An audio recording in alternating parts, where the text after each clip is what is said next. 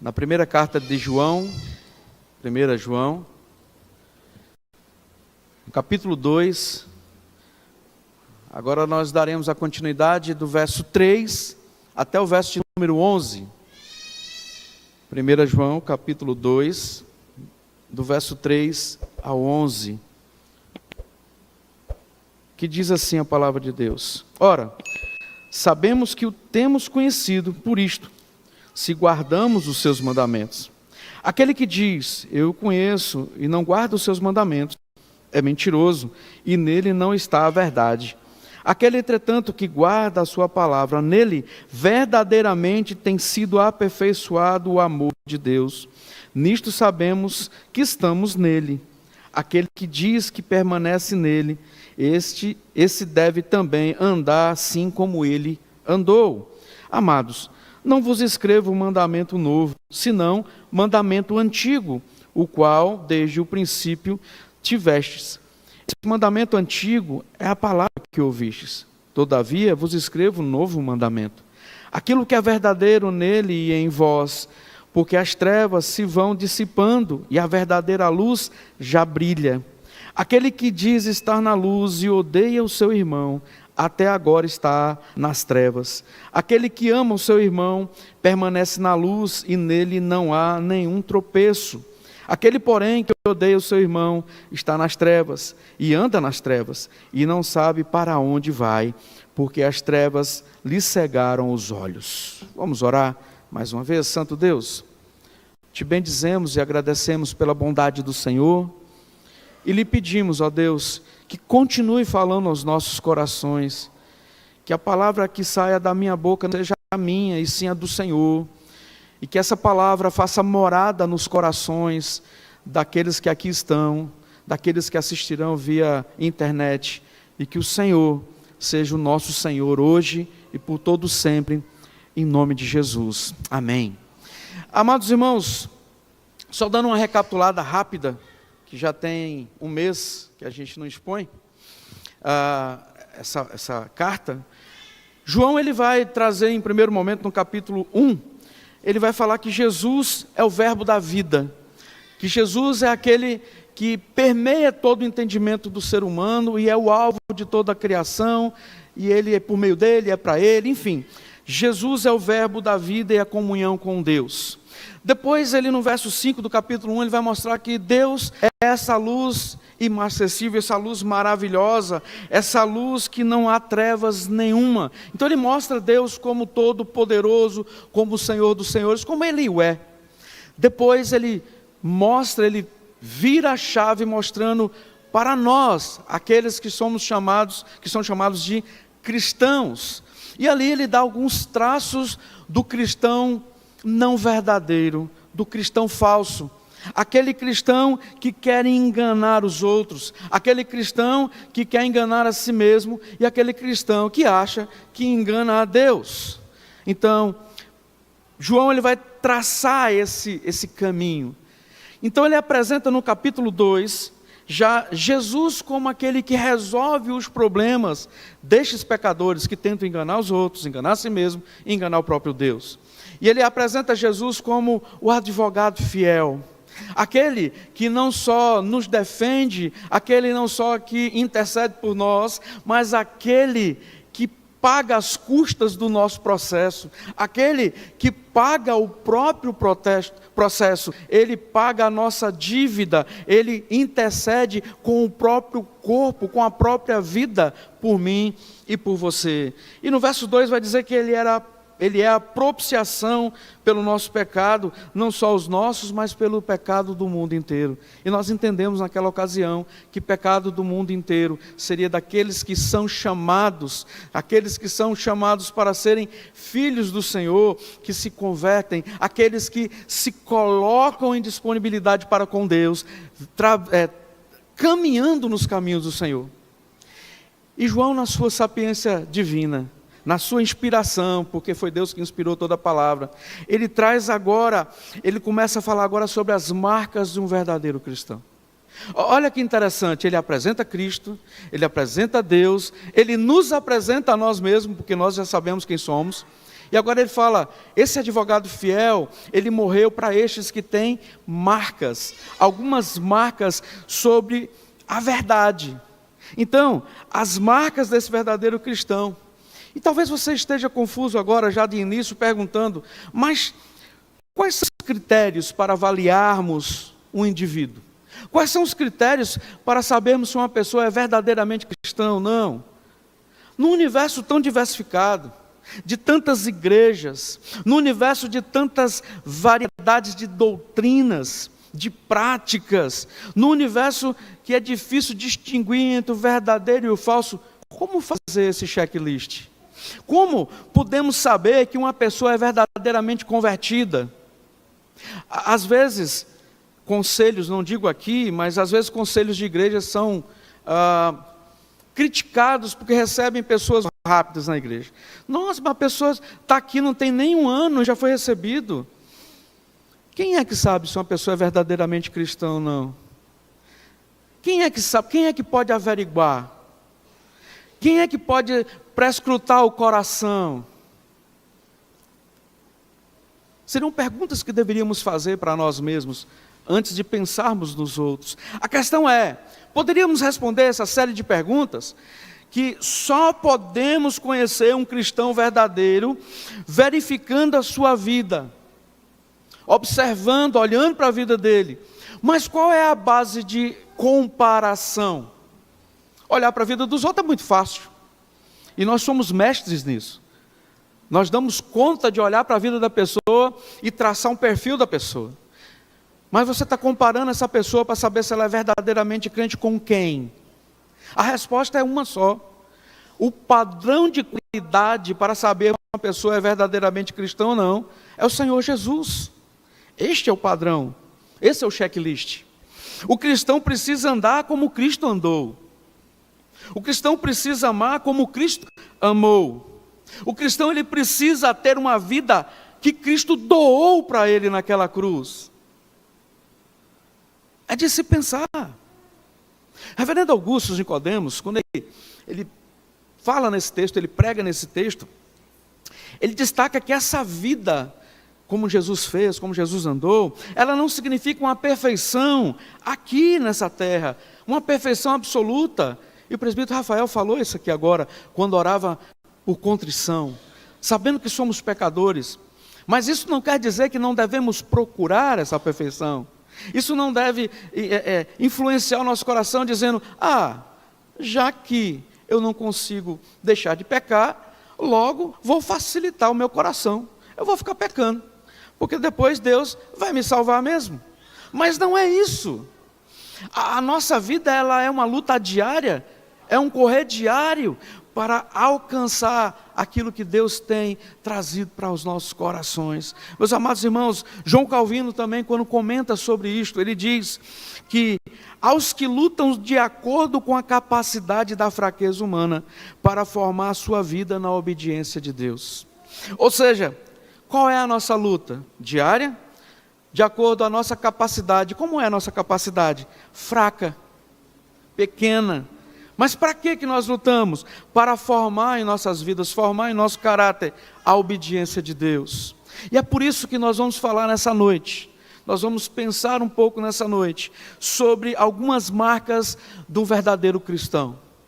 E eu quero crer que eu falo para muitos verdadeiros cristãos nessa noite.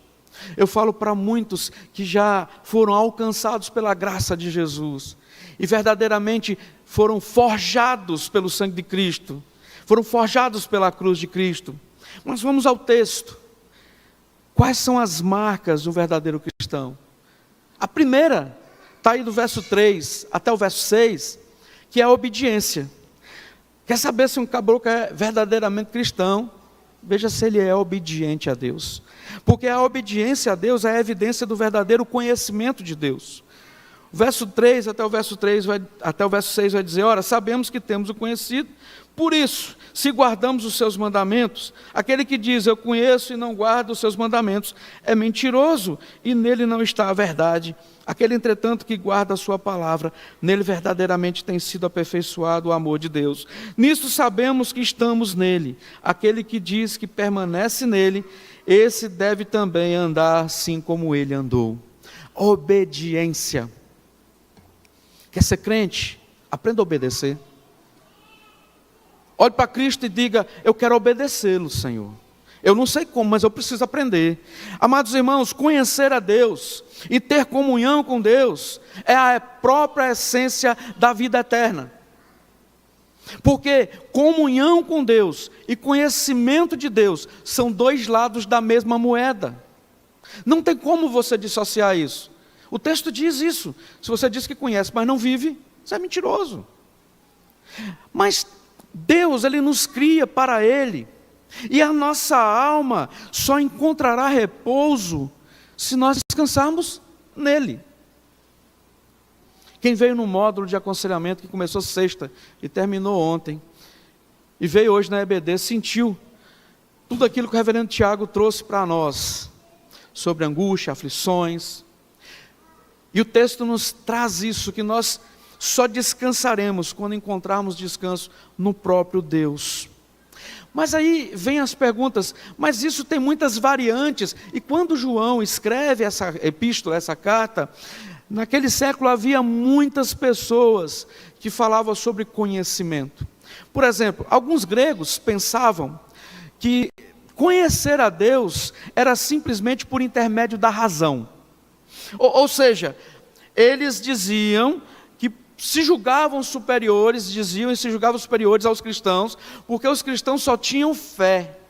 E eles, os gnósticos e outros falsos mestres, tinham intelecto, tinham conhecimento superior. E o que é fé diante de um diploma, não é verdade? Esse era o pensamento dessas pessoas. Esses gregos caminhavam para Deus, ou achavam que caminhavam para Deus, pelo intelecto, pelo conhecimento intelectual, separando conhecimento de ética. E é interessante que nós vemos isso hoje, não é? Parece isso tão pessoal, tão presente em nossas vidas. Uma visão equivocada. Porque há aqueles que têm conhecimento, mas não têm vida. Aqueles que são ortodoxos ao extremo, de cabeça são ortodoxos, mas de vida, de coração são hereges, de conduta são hereges. Posteriormente, esse grupo e mais alguns gregos mudaram a sua opinião, nessa mesma época de João. Eles começaram a falar: não é bem pelo intelecto, Deus se pode conhecer pelas emoções, pelo emocionalismo. E aí surgem então as religiões de mistérios, aquelas que não se pode ver, aquelas que não se pode conhecer, aquelas que não se pode interpretar, aquelas que é regida pelo coração, pelo emocionalismo, pela mística. E aí as cerimônias naquela época tornaram-se rituais e eram regados de emocionalismo. Criava-se então uma atmosfera espiritual, emocional, iluminações sutis. Vocês estão achando que iluminação de igreja moderna é agora? Vocês têm que aprender com esses caras aqui. Eles já tinham toda uma quantidade de vela específica, incenso aromático, uma harpa bem tocada, sabe, uma liturgia cativante, pregações emocionadas. Meus amados irmãos, a propostas desses era não conhecer a Deus, e sim sentir a Deus. Isso criou uma religião narcotizante, onde as pessoas ficam dopadas. As pessoas estavam e entravam em transe. Eu não estou falando de 2024, não. Eu estou falando da época de João. Lá da época dos gnósticos, lá dessa época do povo que usava aqueles vestidão, turbante, que andava a pé, é dessa época. Eu não estou falando de música eletrônica, eu estou falando de música daquela época, mas parece tão real, parece tão agora, não é verdade? Sabe por quê? Porque essa tendência está em alta até hoje. O evangelicalismo brasileiro tem marcas fortes desse misticismo. Muitos cultos são místicos. As pessoas não querem conhecimento, mas as pessoas querem experiências. As pessoas não querem saber, elas querem sentir. As pessoas não buscam a verdade, mas elas buscam ser arrebatadas emocionalmente. Ah, foi tão bom. Pregou o quê? Não sei. Mas foi bom. É onde o lícito se torna ilícito. Worship, que é um nome bom, que significa adoração em inglês, virou um estilo de vida, virou um estilo de roupa, virou um estilo de culto, virou um culto em si mesmo, onde o que importa é o ego da pessoa, onde o que importa é a pessoa se sentir bem, a pessoa ter experiência emocional com Deus. A questão é, falando de conhecimento, quando nós olhamos para a Bíblia, o judaico-cristão vai dizer que nós só podemos conhecer a Deus. Sabe por quê? Porque Ele se revelou através da sua Escritura. Ele se revelou através do seu Filho Jesus. O conhecimento de Deus não é um produto de especulação humana. O conhecimento de Deus não é uma exótica adoração emocionada, mas o conhecimento de Deus é a revelação do próprio Deus ao homem, veio por intermédio de Jesus. Olha que interessante lá em Mateus 16, 17, quando Pedro é interrogado e ele responde para Jesus assim: Tu és o Filho do Deus vivo. O que Deus diz para ele? Bem-aventurado és, Simão Barjonas. Ô caboclo, bem-aventurado você é mais do que feliz, porque não foi carne e não foi sangue que tu revelaram, mas meu Pai que está no céu. O conhecimento de Deus é pela revelação do próprio Deus. Tendo dito isto, em caráter introdutório, sobre a obediência, o que é de fato a obediência? Nos versículos aqui que está mostrando. Nós vimos que temos que saber que a obediência e conhecimento caminham do mesmo lado, não tem como dissociar. Você obedece porque você conhece porque você obedece.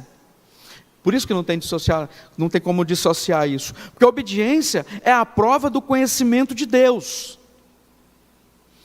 O verso 3 diz isso. Ora, sabemos que o temos conhecido por isso, se guardamos os seus mandamentos. Queridos, conhecer as Escrituras, especialmente aqui em João, não significa um conhecimento intelectual apenas, um conhecimento teórico, mas um conhecimento experimental do coração, que não tem nada a ver com emocionalismo. O que João está dizendo é que nenhum conhecimento é verdadeiro se não for transformador. Se não transformar a sua vida, não é conhecimento, não é obediência. Se não mudar o seu ser, se não mudar o meu ser, não é de Deus. Irmãos, é simples. Obediência, queridos, é conhecer o Senhor de forma experimental, é de forma de experimental. Sabe, essa laranja é doce ou azeda? Pega da laranja, põe na boca e chupa a laranja para ver se é doce ou azeda. Senão você não tem como saber. Não conhecemos a Deus pelo tanto de informação que temos na mente, mas pelo grau de obediência que manifestamos na vida. Conhecer a Deus é experimentar o amor de Cristo e desenvolver esse amor em obediência. A obediência, ela pode ter algumas motivações. Você pode obedecer porque você é obrigado a obedecer. Você pode obedecer porque você precisa obedecer. Ou você pode obedecer por vontade própria. Eu quero obedecer. Mas como assim, pastor? Observe, um escravo, ele obedece porque ele é obrigado a obedecer. Porque se ele não obedecer, ele vai ser castigado. Um funcionário, um empregado, ele obedece porque ele precisa. Talvez ele nem goste do trabalho. Talvez ele nem goste de estar ali, mas ele precisa do salário no final do mês. Ele olha para a casa dele, ele vê a sua esposa, os seus filhos, ele vê aquele monte de boleto querendo ser sorteado no final do mês e fala: eu preciso trabalhar, mesmo que eu não queira. Mas um cristão, ele obedece porque ele tem que querer obedecer. Ele tem que ter um sentimento de querer obedecer a Deus, porque ele tem um relacionamento de amor com Deus. Não é isso que Jesus diz em João 14,15? Ele fala: se me amais, guardareis os meus mandamentos. E ele repete isso aqui. Alguém pode dizer que ama a Deus porque é obrigado. Eu não acredito nisso. Alguém pode dizer que ama a Deus porque precisa. Eu também não acredito nisso. Mas eu acredito naquele que ama a Deus por gostar de amar a Deus, por ter um relacionamento íntimo com Deus. Isso faz toda a diferença. Isso é que mantém a igreja com pessoas sentadas nos bancos. Porque aqueles que vêm por obrigação, porque aqueles que vêm simplesmente por uma promessa boba, por aqueles que vêm porque está precisando de um momento com Deus, não fica. Porque o seu coração não está em Deus. O seu coração está nas coisas. O seu coração está nas pessoas simplesmente. O seu coração não está no seu ego. Mas quando nós queremos essa intimidade com Deus, esse relacionamento afetivo com Deus, que Ele deu o seu próprio Filho para morrer por nós, isso faz toda a diferença. E ao contrário disso, a inconsistência moral, por exemplo, é a negação desse conhecimento. O texto diz isso no verso 3. Aquele que diz, eu conheço e não guardo os seus mandamentos, é mentiroso, e nele não está a verdade. Sabe qual é o pior engano, igreja? Sabe qual é o pior engano? É o auto-engano. É o enganar-se. É o achar que você é alguma coisa. Amados irmãos, alguém pode dizer, eu sou cristão, eu estou no caminho do céu, eu pertenço a Cristo. Pode dizer isso. Mas se não fizer o que Cristo lhe manda, o texto diz que esse caboclo, essa menina, esse menino é mentiroso. Jesus Cristo nos mostra que não basta falar, nós temos que agir, nós temos que fazer. Não é isso que ele diz lá no Sermão do Monte, Mateus 7, 22, 23? Muitos naqueles dias hão de dizer, Senhor, Senhor, porventura não temos nós profetizados em Teu nome, em Teu nome não expelimos demônios, em Teu nome não fizemos muitos milagres? Então lhes direi, explicitamente, Jesus falando, nunca vos conheci, apartai-vos de mim, os que praticam iniquidade. Falar é muito fácil. Muito fácil. Quero ver fazer. A obediência é a palavra, a obediência à palavra é a prova de que Deus está em nós e nós nele. Verso 5. Aquele, entretanto, que guarda a sua palavra, nele verdadeiramente tem sido aperfeiçoado o amor de Deus. Nisto sabemos que estamos nele. O amor de Deus por nós é aperfeiçoado pela obediência à palavra. Nosso amor por Deus é demonstrado pela observância dos mandamentos de Cristo. Espere em Deus que Deus me dê vida. Depois que terminar as 3 cartas de João, começar a exposição do Salmo 119, não farei de uma vez só, por mais que tenha vontade, mas nós faremos em 22 sermões, e nós vamos ver a beleza das Escrituras, a beleza dos decretos e mandamentos de Deus, expostas ali, e o salmista está falando que ama tanto, que serve tanto, e muitas vezes a palavra para nós é apenas um adereço do crente dominical. Mulher, vamos para a igreja, cadê minha Bíblia? E a mulher fala, marido, pastor da nossa casa, abençoado varão de Deus. É assim, né? Você não leu a Bíblia para nós hoje? Bênção. Não, já tem uma semana que eu não leio. Eu li domingo passado, quando eu fui na igreja. E eu nem abri, porque tinha no Data Show. Isso é assim. Nós não temos dado muita importância, não temos observado, não temos obedecido a palavra. Como podemos saber que estamos em Deus? João responde com a sucessão de declarações. Ele diz no verso 5, quando estamos nele. Ele vai dizer no verso 6, quando permanecemos nele. E ele vai dizer também no verso 6, quando andamos assim como ele andou. John Stott, um teólogo por aí, não vou ficar falando de John Stott, não, é um teólogo bom. Ele diz o seguinte, O verdadeiro amor a Deus se expressa não em linguagem sentimental ou em experiência mística, mas na obediência moral. A prova do amor é a lealdade. Ninguém abala quem está desse jeito. Sabe, ninguém abala. Você fala, eu preciso desse Deus, eu preciso me alimentar desse Deus, eu preciso estar ali. Então, obediência à palavra é uma prova de que Deus está em nós e nós nele.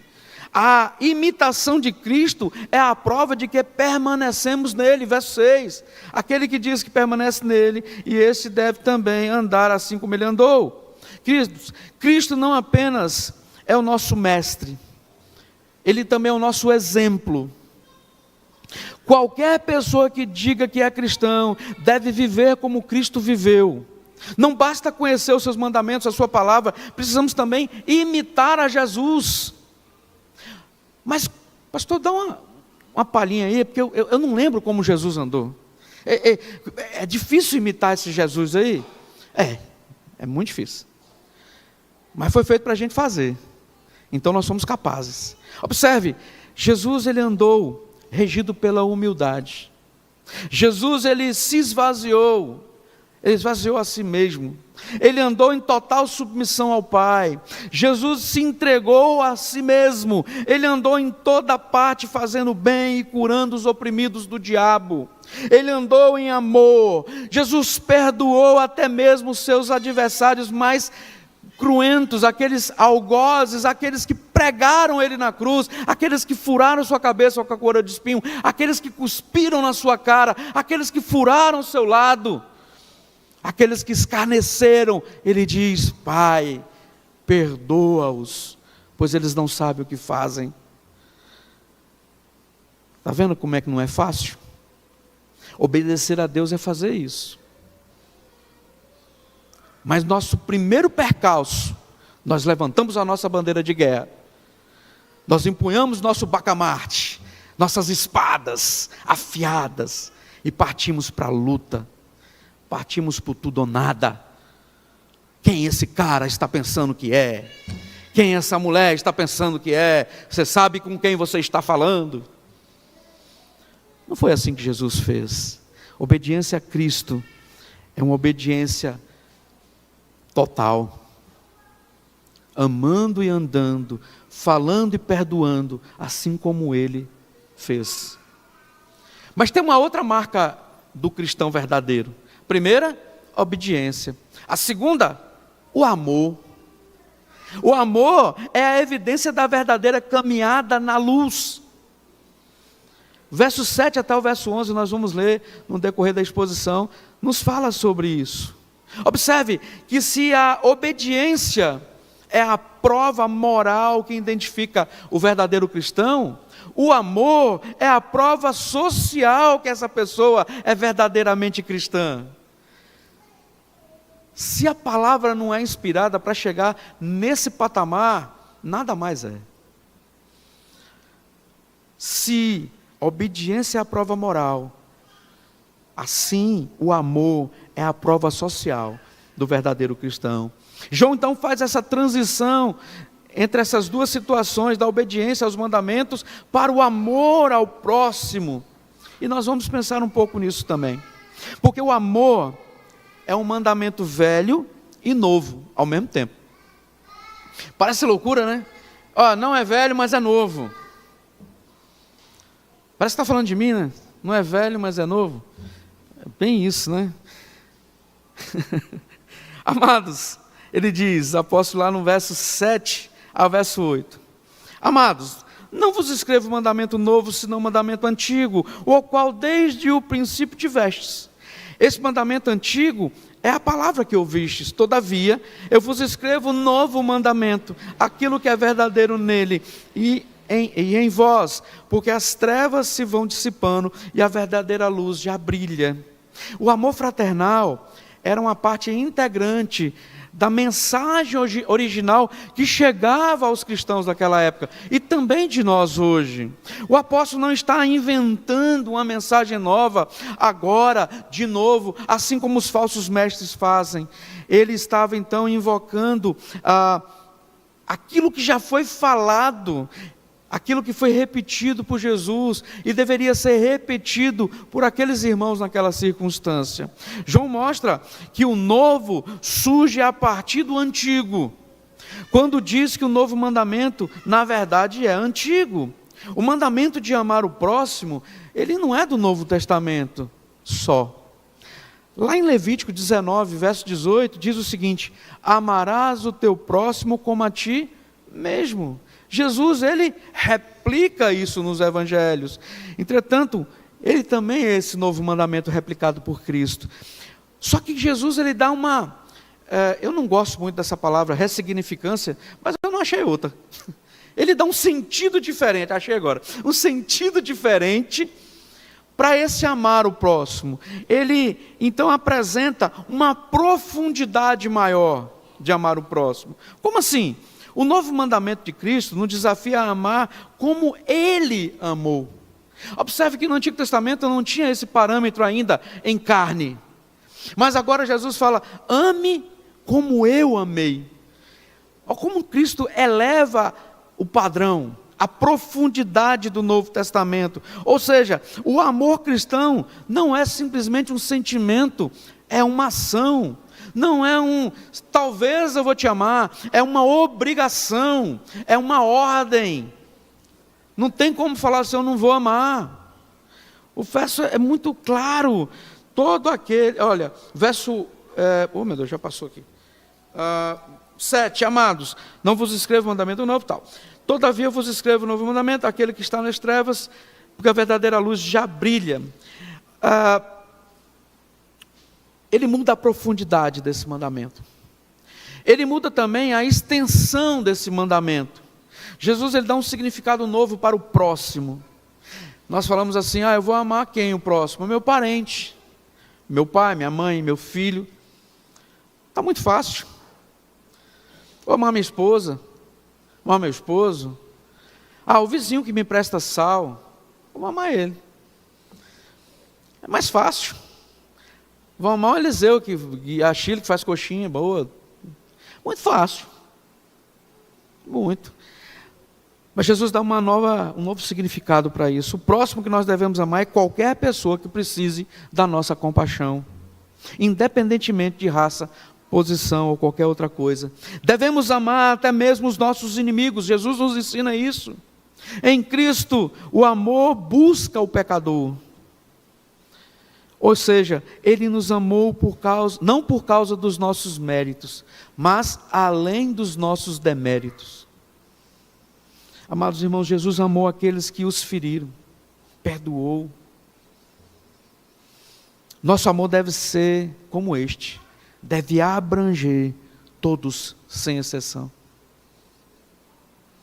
O mandamento, além da extensão e profundidade, ele também muda em experiência. Andar em amor e andar na luz são as mesmas coisas. Quando conhecemos Deus, tornamos-nos filhos da luz. Na vida cristã, as trevas, como diz o texto, já vão se dissipando. Pois as trevas não podem prevalecer sobre a luz. Na vida cristã, a verdadeira luz, que é Cristo, já brilha. Martin Lloyd-Jones, quando ele comenta sobre isso, ele vai dizer que o antigo mandamento se torna novo todas as vezes que vemos a verdade de Cristo penetrar as trevas do preconceito.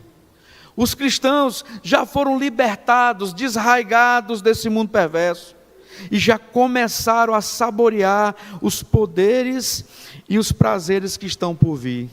Já ouviu falar no termo já e ainda não? Você já é salvo, já prova das coisas maravilhosas do céu, mas ainda não? Somente na glória? Quando fala que a luz já está brilhando, quando diz, porque as trevas vão se dissipando, e a verdadeira luz já brilha, aponta para Cristo. Amados irmãos, é por isso que o verso 9 está aí. Diante de todas essas afirmativas de amar, de luz já brilhando, de não poder fazer isso, não poder fazer aquilo, o verso 9 nos mostra que o ódio não pode sobreviver a essa luz.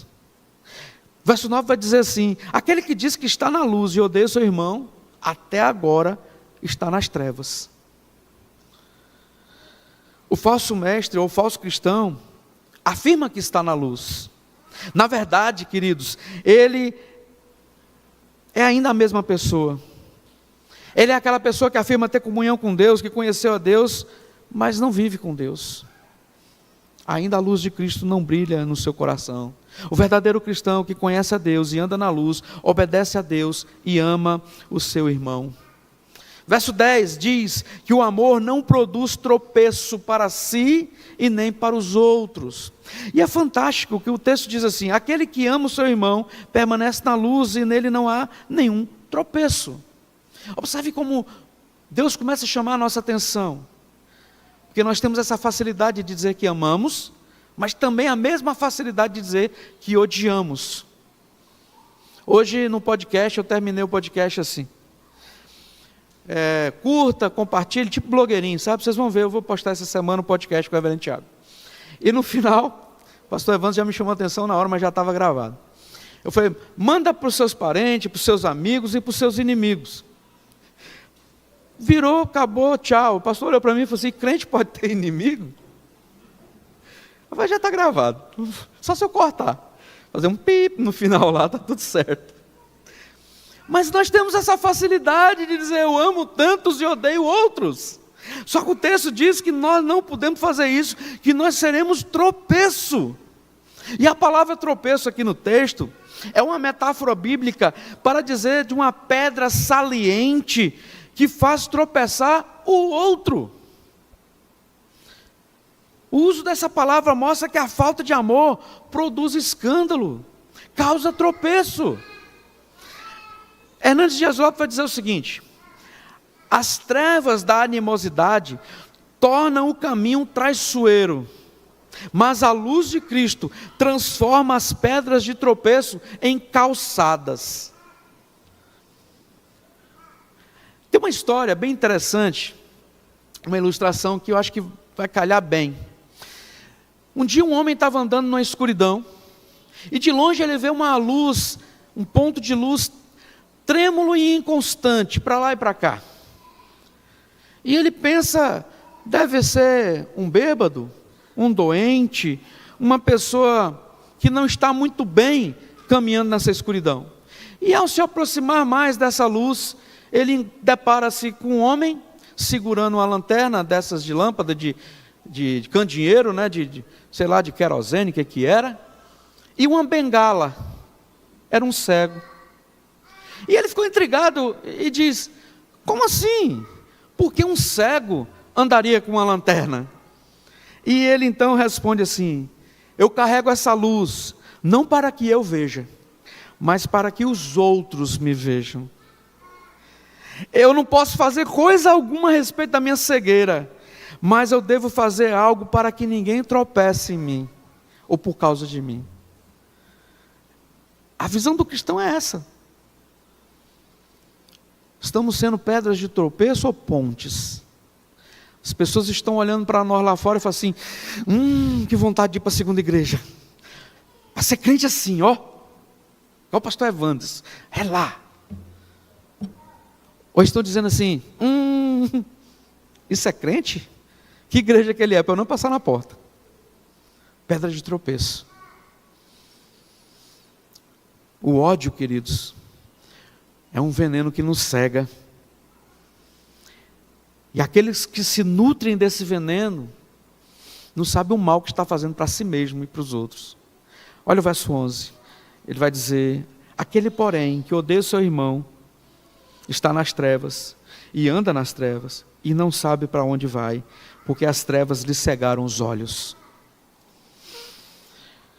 De novo, recorro ao reverendo Augusto Nicodemos. Ele diz que as trevas que João está se referindo aqui é a escuridão moral e espiritual, características pelo pecado e corrupção que uma humanidade está.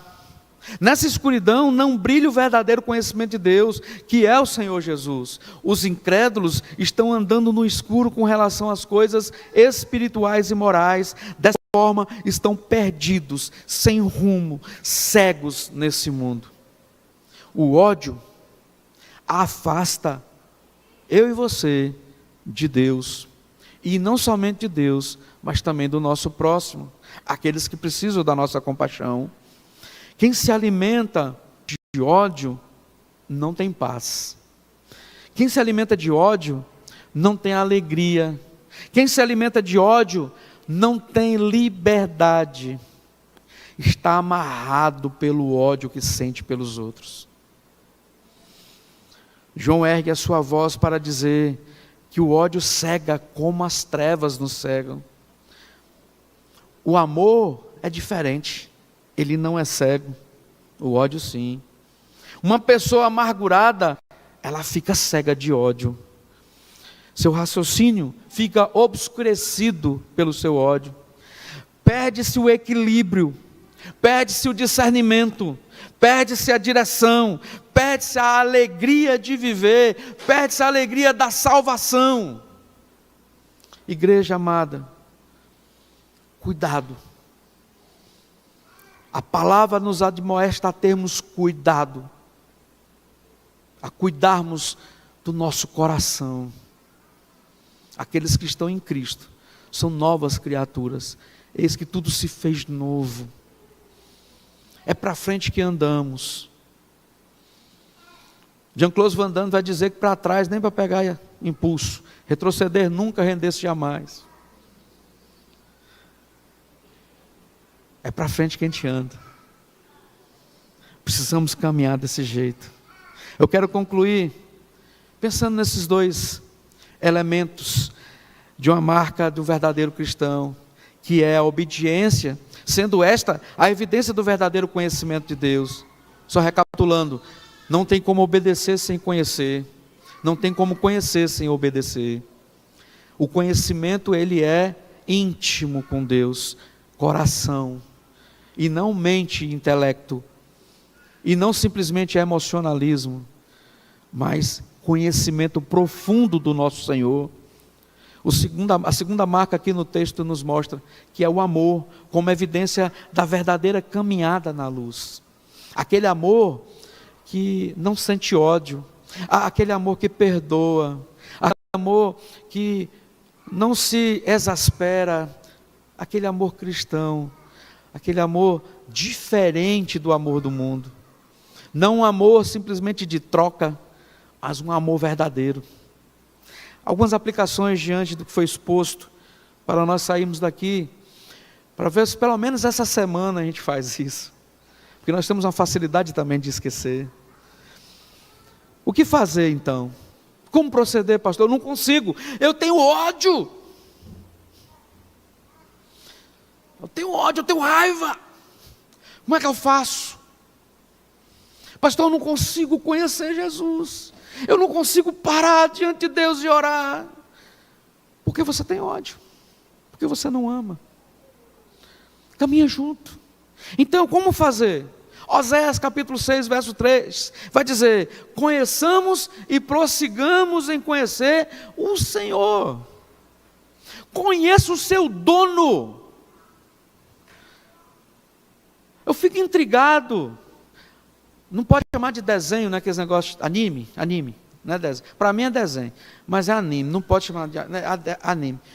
Sabe aquele nome difícil tudo, mas não conhece a palavra.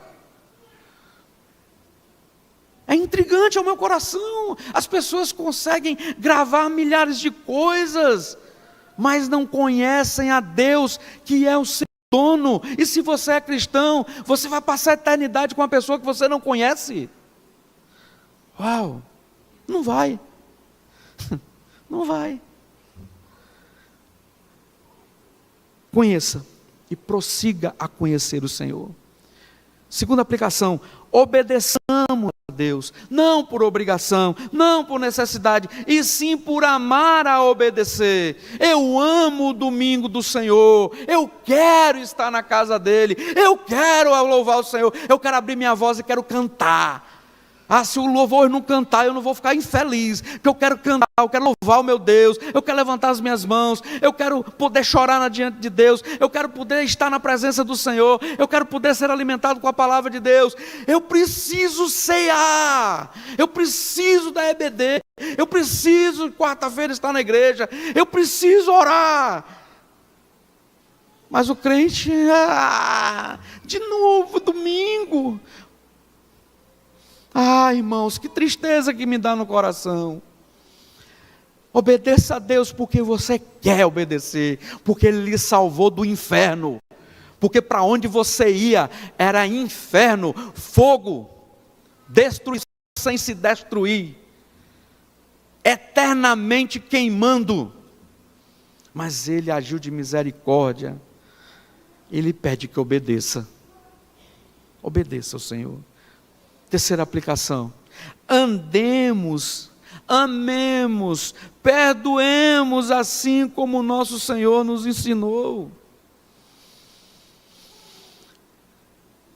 Você terá uma vida diferente.